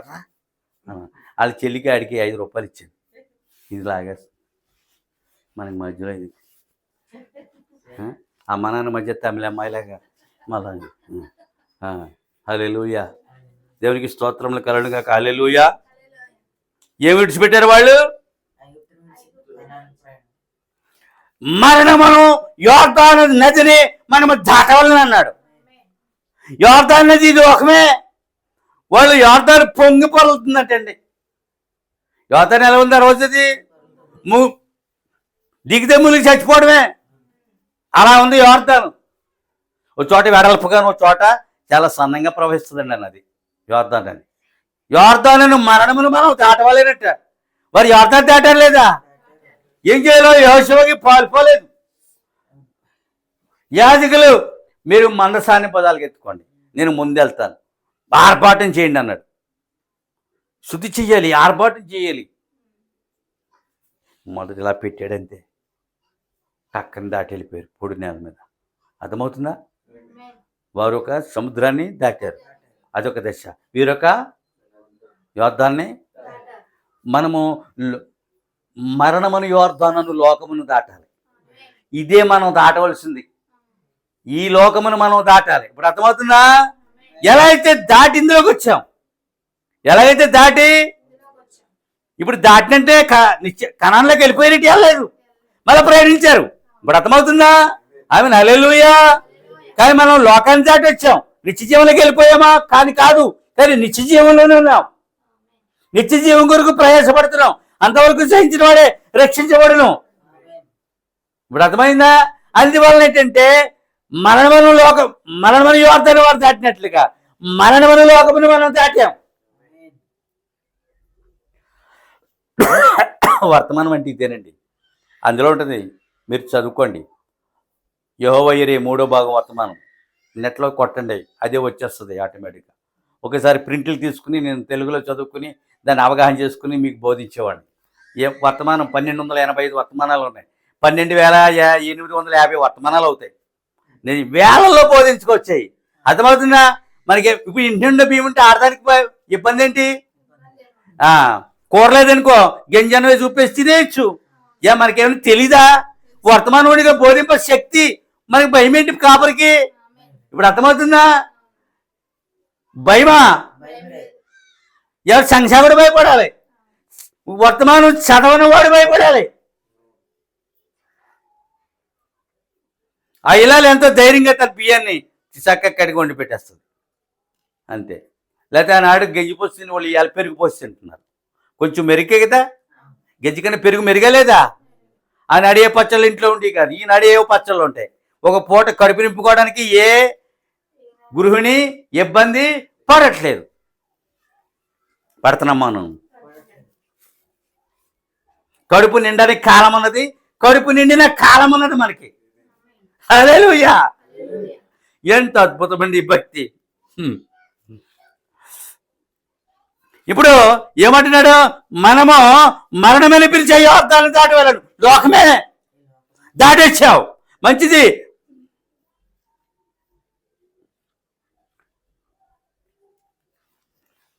యెహోషువ అన్నాడట మాట ఆ ప్రజలతో, మనము మరణమును యోర్దాను దాటవలెను అన్నాడు. వాళ్ళని దాటించాడు. దాటించింది ఎవరు? అది యెహోషువ అనగా దేనికి సాదృశ్యమో? అవును. ఇప్పుడు మనల్ని దాటించే పరిశుద్ధాత్మ యెహోషువ పరిశుద్ధాత్మ రూపంలో ఉన్నాడు. మన మరణం అనే లోకమును దాటించు పనిని ఎవరు తీసుకున్నారు? యెహోషువ రూపంలోనే పరిశుద్ధాత్మ. ఆనాడు నేరుగా యెహోషువయే పరిశుద్ధాత్మకు ఎగ్జాంపుల్. ఎలియాజరు దేనికి సాదృశ్యంగా ఉన్నాడు? అంతే. ఎలియాజరు ఆత్మకు సాదృశ్యంగా, యెహోషువ ఆత్మకు సాదృశ్యంగా ఉన్నాడు. దేవునికి స్తోత్రము. ఇవాళ నేరుగా అదే ఆత్మ దిగి వచ్చింది. అది ఎలియాజరు కన్నా యెహోషువ కన్నా అది నీలోనే నివసిస్తుంది. అందుకే నీ లోకము దాటానికి నీ పెద్ద పని కాదు. మనసు ఎక్కడ మోసారు? ఓకే, వాక్యమును వధువు హృదయంలో మోస్తుంది. ఇప్పుడు అదే నీ యొక్క మందసం. ఇప్పుడు నీలో ఏముంది? వాక్యం ఉంది. వారి భుజాల మీద ఏముంది? వాక్యం ఉంది. అది ఎక్కడ నుంచి మోస్తున్నారు? కుడివై ఎడమవైపున. హృదయం ఎక్కడ ఉంటుంది? ఎడమవైపున. చూసారా? ఇప్పుడు వాక్యముని మీరు హృదయంలో మోస్తున్నారు. వారి మందసాన్ని భుజముల మీద వేశారు. వాళ్ళకి మోతే, మనకి మోతే. అందువలన ఏంటంటే ఇప్పుడు పరిశుద్ధాత్మే మనలోనికి వచ్చిన తర్వాత ఈ లోకమును దాటుట అతి సులువైన పని. నీళ్ళు కూడా అరిపాతానికి కట్టుకోలేదు. ఆరిన నేల మీద నడిచి వెళ్ళిపోయారు. వాళ్ళు కూడా ఆరిన నేల మీద నడిచి వెళ్ళిపోయారు. అర్థమైందా? మనము కూడా ఏంటి? ఈ పాపమును తడి అంటకుండా ఈ లోకము నుండి పరలోకమునకు నడిచి వెళ్ళిపోతావు. అదే ఎత్తబాటు ఇంకా జరగలేదు. ఆరోహణము దానికోసం వీఆర్ వెయిటింగ్ ఫర్ ద ర్యాప్చింగ్. అంతేనా? హల్లెలూయా. ఎన్నడూ నా పీకో చేసి నమ్మనండి, వచ్చేటంటే నమ్మనండి. నిజం చెప్తారా? ఇప్పుడు ఎవరైనా బంధించారనుకో, ఆయన వచ్చాడని చెప్పు, లేకపోతే నిన్ను లేపేస్తామన్నారు అనుకో. నేనేమంటానంటే ప్రభు యేసుక్రీస్తు ఇంకా రాలేదు, నీ పని అయిపోయింది అన్నాడు అనుకో, అయిపోతే అయిపోని అప్పుడైనా పరలోకం వెళ్తాను. అవునా? పౌలుని శిరచ్ఛేదన చేశారు. తెలుసా మీకు సంగతి? ఆ స్థలాన్ని విలియం మ్యారియన్ బ్రహాం గారు చూశారు.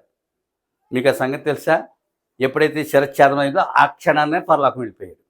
ఆ శిరచ్ఛేదనం చేస్తున్న సమయంలో దేవదూతలు తన చుట్టూ ఉన్నారు. మీకు అర్థమవుతుందా? ఐ మీన్ హల్లెలూయా. అగ్ని లేచి చంపేతవరు ఆ క్షణమంది దేవుడు అక్కడ ఉన్నాడు. ఆ గుండంలో ఉన్నాడు, ఆ చేప కడుపులో ఉన్నాడు, లేదా ఆ సింహాల బోల్లో ఉన్నాడు. దేవుడు ఇప్పుడు లేవచ్చిన నేరుగా నీలోనే ఉన్నాడు.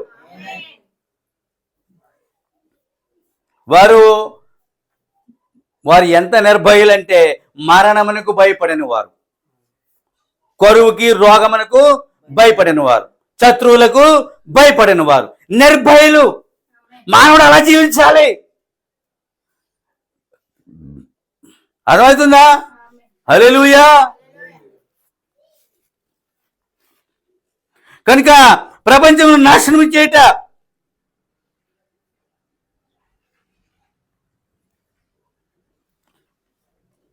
దేవుడు అన్నాడంటే ప్రవక్తకి ప్రపంచంలో నాశనం చేయదని చెప్పాడండి. ఎవరితో చెప్పాడు? ఖచ్చితంగా లేఖనాలు కూడా పేతురుతో కూడా చెప్పాడు. పంచభూతములు మహావేంద్రముతో ఈ ప్రవక్తకుతో కూడా ఈ సంఘం ఎత్తబడిన తర్వాత ఈ ప్రపంచంలో నేను నాశనం చేస్తానని చెప్పారటండి. ఆ మాట కూడా తన సంఘానికి బోధించారు. ఆయన ఈ ప్రపంచాన్ని నాశనం చేస్తానంటున్నాడు. అప్పుడు అణుబాంబు మీద మాట్లాడాడు ఆయన. అణుబాంబు పడిన స్థలానికి వెళ్ళాడు ఆయన.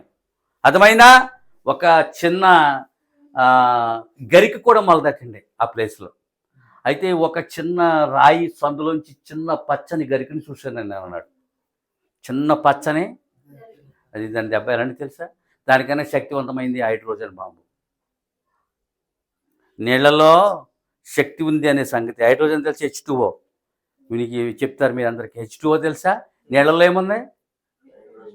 నీళ్ళల్లోంచి ఇప్పుడు హైడ్రోజన్ తయారు చేసి ఏం చేస్తున్నారు? రైళ్ళు, కార్లు మన దేశంలో కూడా వచ్చాయి. మొదటి హైడ్రోజన్ రైలు నడిపారు. అవునా? నీటిని విడగొడుతున్నారు, అందులోంచి అణువులను శక్తిని తీస్తున్నారు. నీళ్ళల్లో కూడా ఎక్కువ ఉందన్నమాట. నీళ్ళల్లో కూడా ఏముంది? హల్లెలూయా. అర్థమైందా? అణుబాంబు కన్నా ప్రమాదకరమైన బాంబు ఏది? చూడు, పంచభూతములు ఏ విధముగా నాశనం అవుతాయి? మహావేంద్రం, higher tremendous and higher velocity, higher tremendous and. అర్థమైందా? మహావేంద్రం అనే పదం మంచి పదం అండి అది. అంతేనా? పెద్ద పెద్ద శబ్దాలు, నీ చెవులు చిల్లులు పడేటంత. ఇక్కడ ప్రవక్తతో కూడా దేవుడు ఏమన్నాడు? ఈ ప్రపంచాన్ని నేను ఎక్కడుంది అని అడిగితే పలానా చోట ఉంది ఆయన ఇంకే చెప్పేయడమే మనం అంతే. దేవునికి స్తోత్రములు కలుగును గాక. హల్లెలూయా. కనుక వాడని గురించి మనం చెప్పుకుందాం కొద్దిగా. నోవాహుకు వర్షం కురవబోతుంది కాదు, లోకము నాశనం అవుతుంది. నోవాహుకు చెప్పినట్లుగానే ఈ కాల ప్రవక్తకి నేను అదే చెప్తున్నాను. ఇప్పుడు నోవాహుకు చెప్పినట్లుగానే ఆనాడు దేనిని వాడుకున్నాడు? వర్షపు నీటిని. ఈనాడు దేనిని వాడుకోబోతున్నాడు? నాశనానికి అగ్నిని. ఆ నాశనానికి ఈ నాశనం మధ్యన సొదొమ గొమొర్రాని కూడా అగ్నితో ఆయన నాశనం చేశాడు. ఇప్పుడు మీరు అర్థం చేసుకుంటే దీన్ని దేనితో నాశనం చేయబోతున్నాడు? అగ్నితో. ఎప్పుడు విన్నట్టే ఉంటుంది, కానీ విన్నది థర్డ్ మెసేజ్ మీకు ఎప్పుడు నేను చెప్పలేదు. దేవునికి స్తోత్రములు కలుగును గాక. హల్లెలూయా.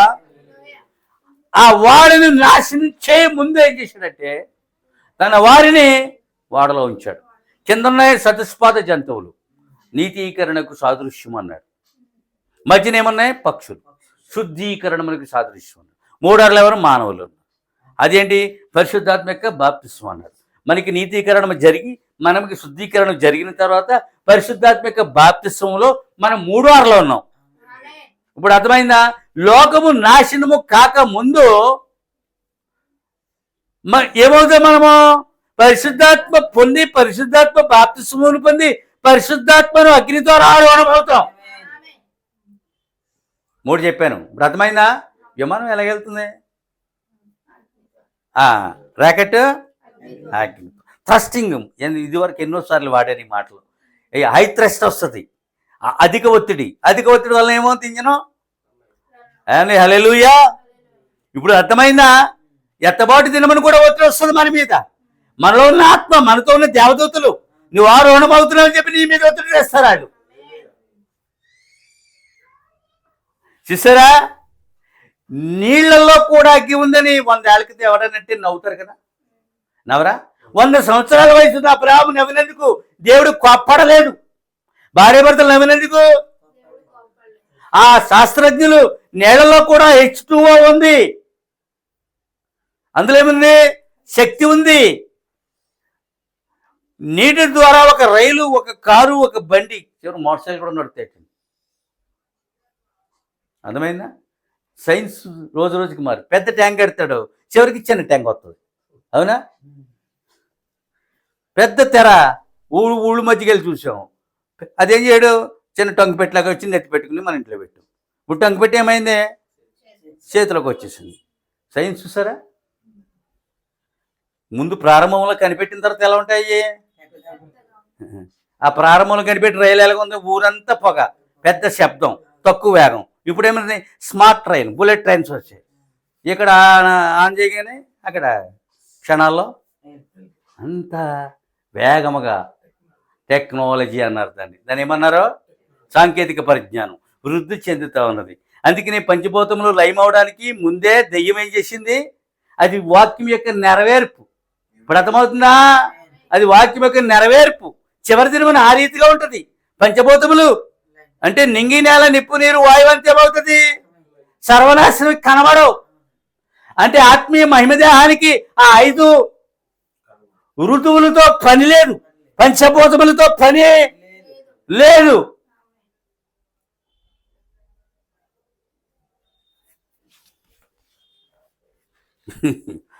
కనుక ఇప్పుడు 3 వారాలు ఉన్నది ఎవరో? మానవులు. దానికి దేనికి సాదృశ్యంగా ఉంది? పరిశుద్ధాత్మ బాప్తిస్వమునకు వర్తమానమే పరిశుద్ధాత్మ యొక్క బాప్తిస్వము. అందుకని వర్తమానం మీరు హృదయంలో ఉంటుంది. 100,000 మర్మాలు మీరు విన్నారు. అవును, విన్నారులేమా? హల్లెలూయా. ఇప్పుడు ఎక్కడికి తీసుకుపోతున్నాడు కొడుకుని? మోరియా పర్వతానికి. ఎంత ప్రయాణమో? కాలం 3 రోజులు. 3 రోజులు వెళ్ళటానికి, 3 రోజులు రావడానికి. నేను ఒకసారి వర్తమానం చెప్పాను, జ్ఞాని వెళ్ళడానికి 2 ఏళ్ళు పెడితే వచ్చి రావడానికి ఎన్ని ఏళ్ళు పడుతుంది? 5 ఏళ్ళు పడుతుందా? అది అంటే ఎంత పట్టింది వాళ్ళకి? వెళ్ళడానికి 2, అబ్రాహాము వెళ్ళడానికి 3 రోజులు. దేవునికి స్తోత్రములు కలుగును గాక. మోరియా అనగా ఒకే ఒక మాట, బలి అర్పించు స్థలం అంటండి. మోరియా అనగా బలి అర్పించు స్థలము.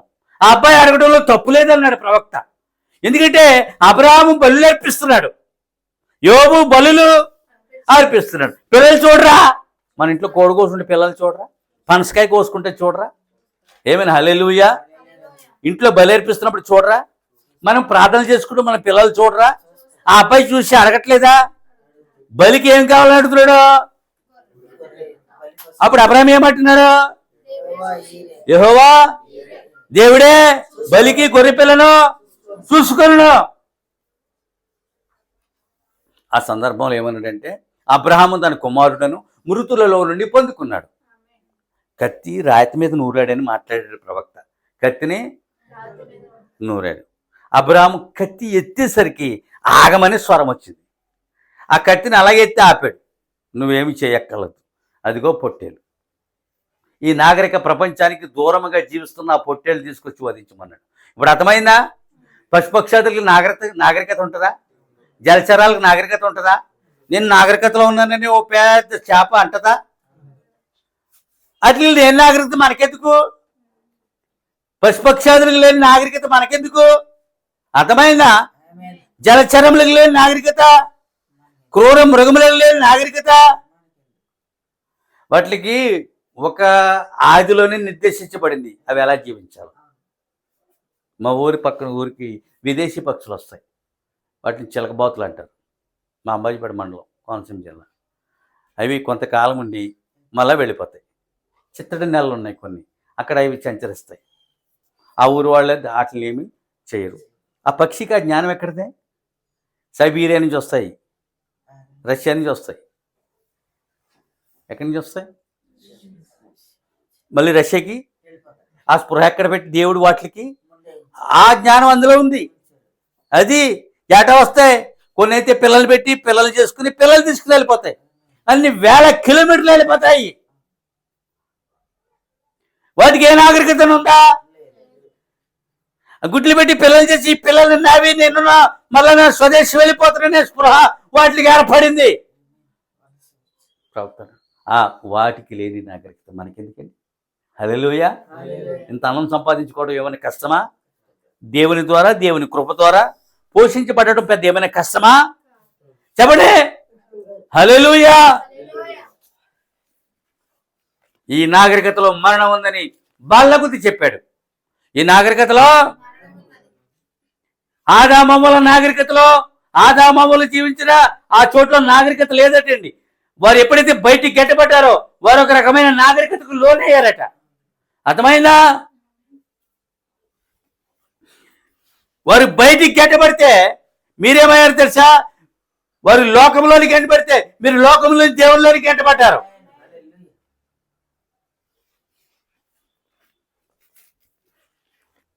మోరియానిగా ఏం చెప్పానండి? కానీ అబ్రహాము పరీక్షించబడవలసిన సమయం అంటది. అబ్రహాము దేవుని ద్వారా పరీక్షించబడవలసిన సమయం అది. ఒక అబ్బాయిని బలిగా ఇవ్వడం అంటే అదేమో సామాన్యమైన విషయం కాదు. అందులో ఆత్మ సంబంధాలై దేవుని కొలుస్తున్నప్పుడు ఈ చిన్నబిడ్డని తిరిగి ఇమ్మన్నప్పుడు అతనికి ఎంతో, గతంలో కూడా చెప్పాను, పెద్ద శోధన కదా అది. అతను దేవుని ద్వారా పరీక్షించబడుతున్నాడు. అతని విశ్వాసము పరీక్షకి గురవుతా ఉంది. ఇతడు ఏమి చేయనో అని దేవుడు ఎదురు చూస్తున్నాడు. దేవుడు చెప్పిందే చేస్తున్నాడు. దీని మీద ఎక్కువ వెళ్ళను. దేవుని స్తోత్రములు కలుగును గాక. అప్పుడు నీ వాగ్దాన కుమారుని బలిగా అర్పించమన్నాడు దేవుడు. దేవుడు ఏదైతే చెప్పాడో దాన్నే చేస్తున్నాడు. కొత్తదేం చేయట్లేదు దేవుడు. ఆమేన్, హల్లెలూయా. అందువలన దేవుడు తన వాక్యమును నిలబెట్టుకును అన్నాడు. అది పెద్దగా ఏమని దేవుడు తన వాక్యమును, తన మాటను, ఏ మాట ఇచ్చాడు, ఏ వాగ్దానం చేశాడు, ఏ వాక్యం నిలబెడుతున్నాడో, మీలో నుండి జనులు వస్తారు, రాజులు వస్తారు, గోత్రకర్తలు వస్తారు. ఇప్పుడు ఇస్సాకు మరణించినట్లయితే ఎవరు రారు, ఇస్మాయిల్ నుంచి తీయలేడు. అప్పుడు అర్థమైందా? ఆ అబ్బాయి తల్లితో ఎప్పుడు వెళ్ళిపోయాడు. ఉపపత్రుల పిల్లలు ఎవరో మనకి తెలియదు. ఈ అబ్బాయి తీసేస్తే ఇక అందులోంచి ఎవరు రారు. కనుక అక్కడ ఏమవుతుంది? వాక్యమును దేవుడు నిలబెడతాడట. అంటే వాగ్దానము నిలబెడతాడు. బలి అర్పణకి దేవుడు ఇష్టపడలేదు. ఎగ్జాంపుల్ 1, దేవుడు నరబలిని స్వీకరించాడట. ప్రవక్త ఏమన్నాడు తెలుసా? నరబలిని కేవలం అది విశ్వాసపు పరీక్ష. దేవుడు పశువులను బలివు, పక్షులని బలివు. అర్థమైందా? ఒక దినమున తానే బలిగా అర్పించబడ్డాడు. మనకి ఇదంతా తెలుసు. ఆ కాలంలో ఏం చేశారు? పశువులను బలిగా, పక్షులను. అది ఆయనకి హితమైంది. ఒక బైబిల్ జరిగిందండి. ఒక నరబలి ఇచ్చారు. దేవుని కోపం రేగిపోయి చాలా మందిని చంపించడానికి ఒక బలి జరిగిందండి. నేను చూపిస్తాను, అది రెఫరెన్స్ ఇప్పుడు ఇవ్వలేను. ఒక నరుడిని బలి ఇచ్చారండి యెహోవా నామం పేరట. మొత్తం ఆయన కోపం రేగిపోయిందండి. దేవుడు బలిని కోరడు కానీ కనికరమనే. ఆ బలి మానవుడు కాదు. అర్థమవుతుందా? హల్లెలూయా. దేవుడు అన్నాడు మానవ బలిని స్వీకరించాడు. చూసారా? అక్కడ ఆ బలిని ఆపగలిగాడు. ఆయన కనికరము కోరుకున్నాడు, బలిని నివారించగలిగాడు. మానవుల్ని మళ్ళా అబ్రాహాము రోజు బలి అర్పిస్తాడు. 300 మంది పనివారు పాలేళ్ళు ఉన్నారు. అర్థమైందా? రోజు బలి ఇవ్వకపోయినా వారానికైనా ఒక మేకనో ఒక గొర్రెనో చిన్న దేనో దాన్ని బలిగా అర్పిస్తారు. పనివాళ్ళు బాగు చేసి మాంసం తెచ్చేస్తారు, శుభ్రంగా వండి తిన. వాళ్ళకి ఆదాయం ఏంటి? మళ్ళీ ఫ్యాక్టరీలు ఉన్నాయా? సాఫ్ట్వేర్ ఉందా? అబ్రహాం ఏ సాఫ్ట్వేర్ నొక్కుతాడు? అతనికి ఎవరు ఉద్యోగం ఇస్తారు? కోళ్ళు, ఇంటి పశువులు, ఇంటి పక్షులు, పాలు పెరుగు, వాటితో తొలతూగిపోతున్నాడు. హల్లెలూయా. భూమి మీద పండే వరి, గోధుమలు శుభ్రంగా పనివాళ్ళు తను పుష్టిగా తింటున్నారు. అంతకుమించి ఆస్తి ఏంటి? ఆస్తి యొక్క రూపం మారిపోయిందండి నేడు.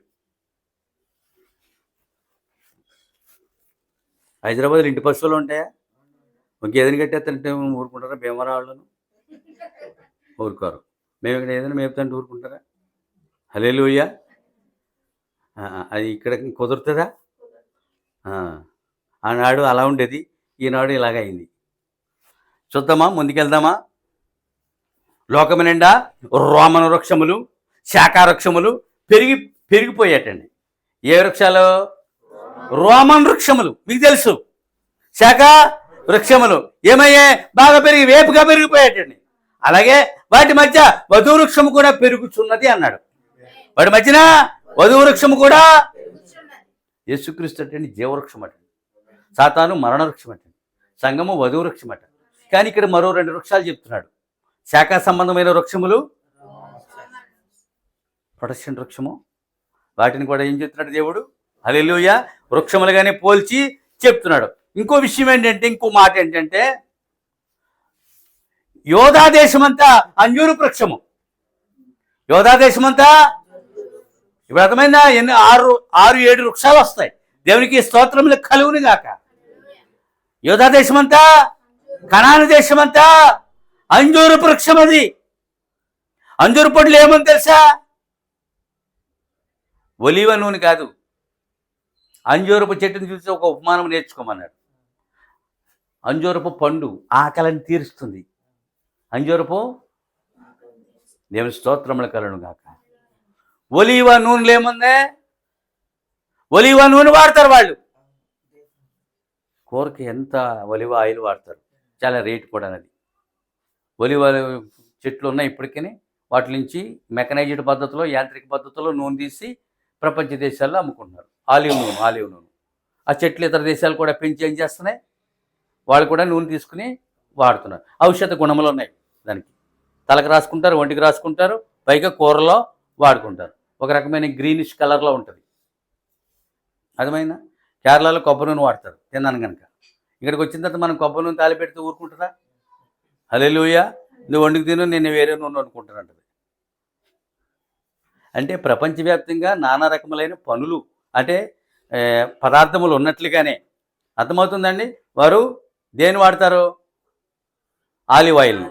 కేరళ వాళ్ళు, మనము సన్ఫ్లవరు, లేకపోతే ఇంకోటి మనం అలా వాడతాం. ఎవరి సంస్కృతి వాళ్ళలో ఒక భాగము.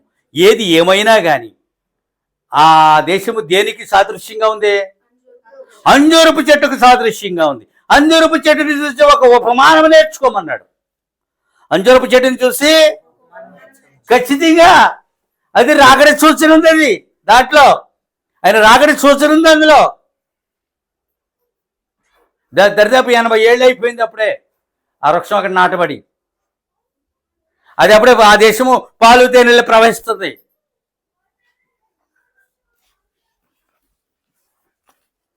దాని చరిత్ర చాలా గొప్పది. ఈ జీవితకాలంలోనే ఎప్పుడైనా చదవండి యూదుల చరిత్ర. చాలా అద్భుతమైన చరిత్ర. దేవుడు ఆదేశంతోనే ఉన్నాడు, ఇప్పటికీ ఉన్నాడు. ఇప్పుడేమో ఎదుగుతున్నాయి? బలి అర్పించబడవలసిన వాడే బలికి గొర్రెపిల్ల ఏదని అడుగుతున్నాడు. బలి అర్పించబడవలసిన వాడే బలికి గొర్రెపిల్ల ఏదని అడుగుతున్నాడు. అబ్రాహాము ఏమంటాడు? దేవుడే చూసుకును, యెహోవా ఈరే అని అబ్రాహాము అంటున్నాడు. వర్తమానం పర్లేదండి, ఏమైనా అలలో రికార్డింగ్ కూడా వెళ్తుంది, ఇంకా బయట వాళ్ళు అందరూ వింటారు. ఈరోజు ఈ వర్తమానం క్లిక్ చేస్తారు వాళ్ళు. దేవునికి స్తోత్రములు కలుగును గాక. హల్లెలూయా. ఇప్పుడు అబ్రాహాము ఏమంటున్నాడు? దేవుడే చూసుకొనును.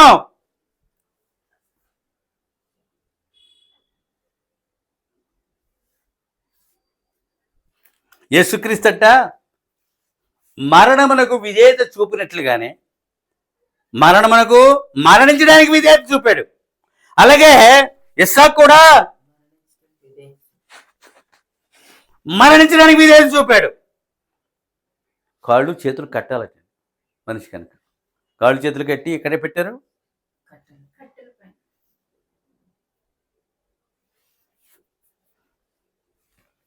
మీరు ఇప్పుడు జఫా చేస్తున్నారు వీళ్ళు.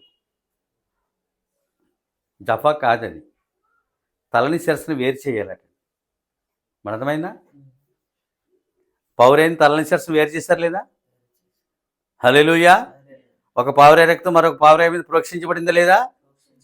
రక్తంతో దర్శనం పావురే రెక్కలు విదిల్చుకుంటూ ఎగిరిపోతూ ఏమంటుంది? యెహోవా పరిశుద్ధుడు, యెహోవా. చిన్నగా కవియడం కాదంటది. శిరస్సుని అక్కడ బలి ఎలాగిస్తారు? రెండుని వేరు చేస్తారు. గొర్రెనైనా మేకనైనా ఎద్దునైనా. హల్లెలూయా. మరి సింపుల్గా చేసి పెట్టేశారు వీళ్ళు. సరే, ఎందుకు అలాగంటే చేశారంటే మాంసంతో పాటు రక్తముని కలిపి తినకూడదు. మాంసంతో పాటు, అందుకనే రక్తము ఒలిగిపోవాలి. రక్తము దేహమునకు ప్రాణము.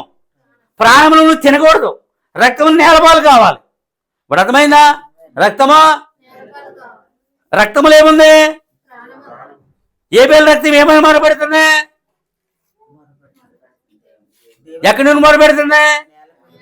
ఎకరోల కింద రక్తము అంటే ఒలిగిపోయిన రక్తంలో ఏముంది? ప్రాణం ఏం చేస్తుంది? అందుకనే రక్తం తినొచ్చా? హల్లెలూయా. అందువల్ల we should not eat that blood. రక్తమును మనము అస్సలు తినకూడదు. రక్తమును అందుకని దేవుడికి తెలుసు. అది ఎక్కడ చెప్పుకొచ్చాడు? ఆది కాండములో. అక్కడ రక్తములో ప్రాణం ఉంది, ప్రాణము మొరపెడుతుంది. ఎవరైనా నచ్చి చేస్తే రక్తం ఇప్పటికీ మొరపెడతాడండి. నన్ను హత్య చేశాడు, హత్య చేసిన వాడిని చంపుని మొరపెడతాడండి. ఎందుకంటే అందులో ప్రాణం ఉంది. ఇంకా అక్కడ ఏమీ లేదు, చంపేస్తాం మనం అయిపోయింది చేతులు లేదు. అది అక్కడ దేవునికి. హల్లెలూయా. చూద్దాం. విధేయత చూపడలేదా యేసుప్రభు వారు? ఇస్సాకు విధేయత చూపడలేదా? లోకము యొక్క పాపమునకు మరణించడానికి మనము కూడా విధేయత చూపాం. మనము పాపమునకు మరణించిన వారము. నువ్వు పాపమునకు మరణిస్తానని వాగ్దానం చేసావు లేదా ప్రమాణం చేశావు. ఎందుకంటే దానికి నీవు విధేయత చూపావు. నువ్వు పాపానికే మరణించావు. ఇప్పుడు మనము క్రీస్తు కొరకు మరణించబోతున్నాం. ఇప్పుడు అర్థమైందా? ఆయన కోసం మరణించడానికి మనమే విధేయత చూపాం. మాటలు అర్థం చేసుకోండి. ఇంకెంతసేపు చెప్పను. ఈ సండే మెసేజ్ ఇది రికార్డింగ్ చాలా అవసరం మనకి. చాలా అద్భుతమైన సాధనం ప్రవహించారు మనకి. క్రీస్తు కొరకు మరణించడానికి విధేయత చూపుతున్నావా లేదా? ఒక ఎగ్జాంపుల్, యేసుక్రీస్తు నీ కొరకు మరణించాడా లేదా? తిరిగి మనం మరణించాలా వద్దా? హల్లెలూయా. అది అబ్రాహాము తన కత్తిని పదును కొరకు నూరుచున్నాడు, ఆకాశం వైపు చూస్తున్నాడు. పదును పెడితే వెళ్తున్నాడా? దేవుడు ఆకాశంలో ఉన్నాడు. శాపదేశపు రానేదాన్ని ప్రార్థనకి జవాబిచ్చి దేవుడు ఆకాశంలో ఉన్నాడు. ఆకాశం వైపు చూస్తున్నాడండి. దేవుడు భూమి మీద లేడనమాట అతని దృష్టిలో. అవునా? ఎక్కడి వైపు చూస్తున్నాడు? ఎలాగా? కత్తి నూరుతూ ఆకాశం. అతడు దేవుని యొద్ద నుండి సహాయం కొరకు ఎదురు చూస్తున్నాడు. అతడు దేవుని యొద్ద నుండి సహాయం కొరకు ఎదురు చూస్తున్నాడు. దేవుడి క్షణం లేదని మాట్లాడతాడేమో, నోరుతున్నాడు పదును. అలా నూరుతూ ఆకాశం వైపు చూస్తూ ఉన్నాడు. ఆ వినీలాకాశంలో దేవుని స్వరం ఎలా వస్తుందండి? అబ్రహాము చేయ పని అంతా అక్కడ పరలోకంలో ఉన్న దూతలో దేవుడు స్పష్టంగా చూస్తున్నాడు. What happen in the land. భూమి మీద ఏం జరుగుతుంది వాళ్ళు. కనుక అబ్రహామా నీవు నన్ను ప్రేమించుచున్నావు అన్నాడట దేవుడు. ఏమన్నాడా? అబ్రహామా నీవు నన్ను ప్రేమించుచున్నావు. ప్రేమించిన వానికి తన ప్రాణమే కదా ఇతరుల ప్రాణాలు కూడా ఇవ్వగలం. అంతేనా? ప్రేమిస్తున్నాడికి తన బిడ్డ ప్రాణాన్ని ఇవ్వడానికి సిద్ధపడ్డాడు. ఒకవేళ నీ ప్రాణమే ఇవ్వమంటే తన ప్రాణాన్ని కూడా ఇచ్చేస్తాడు. భూభౌతికమైన పద్ధతిలో కూడా అది ఉందండి. ప్రేమించే వారికి నువ్వేమైనా ఇవ్వగలవు, ప్రాణాలైనా అర్పిస్తానంటావు. కారణం ఏంటంటే అంతగా ప్రేమిస్తున్నావు. అందుకని అబ్రహాముని ఏమంటున్నాడు దేవుడు? నీవు నన్ను ప్రేమిస్తున్నావు. అబ్బా, వండర్ఫుల్ మాట. నీవు నన్ను ప్రేమిస్తున్నావు. బిడ్డ ప్రాణం తన ప్రాణం కూడా ఇవ్వగలడు.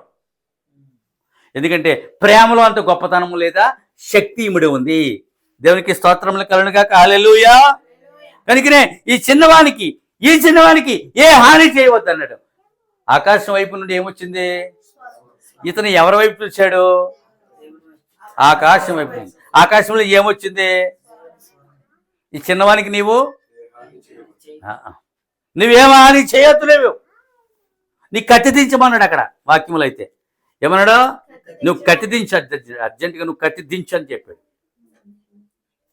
నాగరిక ప్రపంచానికి దూరంగా జీవిస్తున్న ఒక పొట్టేలు కనిపించింది. అదిగో దాన్ని బలిగా ఇమ్మన్నాడు. పొట్టేలు ఏమన్నాడా?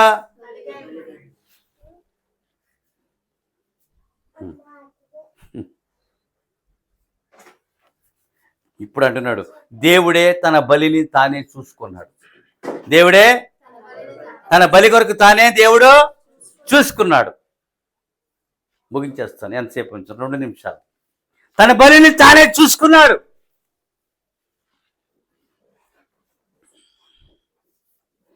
చూసారా ప్రియులారా? ఈ దినమున సంగమ కొరకు దేవుడు బైబిలును, ఆత్మను మరియు వర్తమానమును సిద్ధపరిచాను. దేవుడు బైబిల్ని, వర్తమానమును, వాక్యమును, పరిశుద్ధాత్మను సంగమ కొరకు సిద్ధపరిచాడు. సిద్ధపడలేకుండా వెంబడించి మనం చెప్పడండి. ఆయన నీకు కవచాన్ని ధరించి పోరాడమన్నాడు. అంతేనా? ఇప్పుడు మన సైనికులకి ఏవేవకుండా పోరాడమంటారా? అక్కడ చలిలో ఉంటారు, కాశ్మీర్ అవతల సియాచిన్ గ్లేసియర్స్లో ఉంటారు. వాళ్ళకి అన్ని రకాలు ఇస్తారు, చలిపెట్టిన వస్త్రాలు ఇస్తారు. ఏమి లేకుండా వెళ్ళిపోయి పోరాడమంటాడండి? దేవుడు సమస్తమును సమకూర్చి ఏం చేస్తాడు? పోరాడు. బైబిల్ ఇచ్చడలేదా? వర్తమానం ఇచ్చడలేదా? ఆత్మనిచ్చడలేదా? ఇచ్చిన తర్వాత ఏమంటున్నాడు? సంఘానికి సమస్తమును సమకూర్చాడటండి. సమకూర్చాడు. చూసారా? అందువల్ల సంఘము ఏదో ఒక దినమున పరలోకమునకు కొనిపోబడును. ఆఖరి మాట ఇది. మనం ఈ మాట అనకూడదు. మరి ఎలా మనకు ర్యాప్చింగ్ అయిపోయిన తర్వాత ఏదో ఒక దినముని ఎత్తపడతామనే మాట వాడకూడదు అంటున్నారు. ఇప్పుడు 100 మార్లు చెప్తాను ఈ మాట నేను. ఎందుకంటే మనము రాకడికి ఎదురు చూస్తున్నాం. ఏదో ఒక దినమున సంఘము పరలోకమునకు కొనిపోబడును. దేవుడి వాక్యమును దీవించును గాక.